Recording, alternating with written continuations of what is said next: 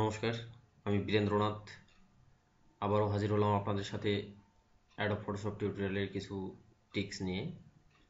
দেখুন, প্রথমে আপনার ফটোশপ ওপেন করুন, এরপরে আবার আজকে যাব যে নতুন একটা ফাইল নিলাম, Ctrl+N, নতুন ফাইল ওপেন করলাম।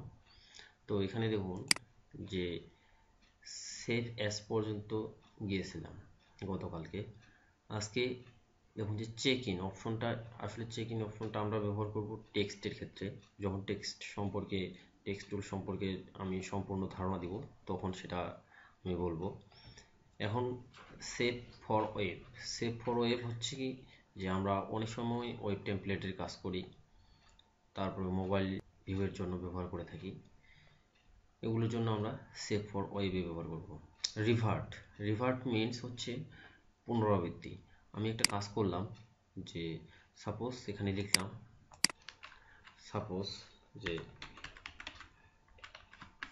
বীরেন্দ্র লিখলাম, লেখার পরে এখন এটাকে আমি ওই করলাম, করার পরে এখন যদি আমি চাই যে এটাকে আমি রিভার্ট করব, এখানে দেখুন যে রিভার্টের ওরকম আসবে না। রিভার্ট আমরা করব কি, Ctrl+Z চাপে আমরা রিভার্ট করব। Ctrl+Z যদি চাপি দেখুন যে চলে গেছে।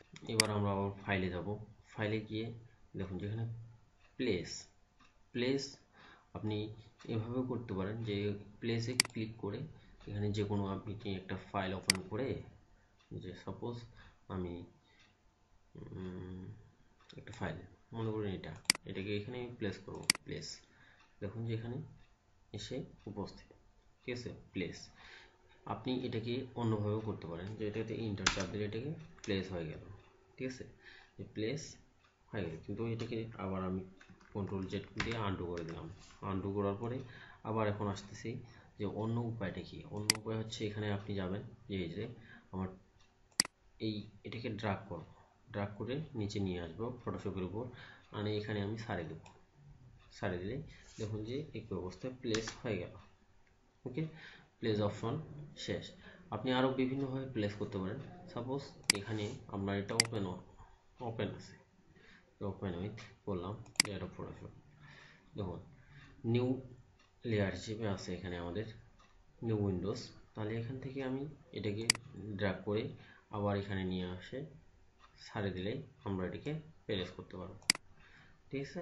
তো দেখুন এটাকে বিভিন্নভাবে সাজাইতে পারি, প্লেসে পরিণত করতে পারি। দেখুন প্লেস করলে আমাদের সুবিধা মতো আমরা সেটাকে বসিয়ে নেব। এরপরে দেখুন যে ফাইল, এটাকে প্রেস করলাম।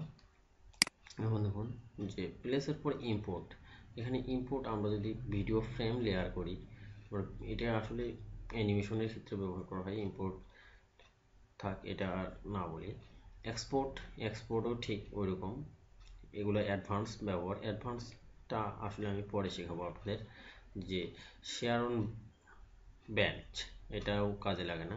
অটোমেটেড, তারপরে স্ক্রিপ্ট, আসলে স্ক্রিপ্টের অনেক কাজ আছে, যে image processor, delete all MT layer, তারপরে ফ্যাটেন লেয়ার, ইফেক্ট, এগুলো সম্পর্কে এগুলো হচ্ছে অ্যাডভান্স লেভেল আসলে বোঝানো এখনো উচিত না। পরে যখন আমরা অ্যাডভান্স লেভেলে যাব তখন এটা নিয়ে আলোচনা করব।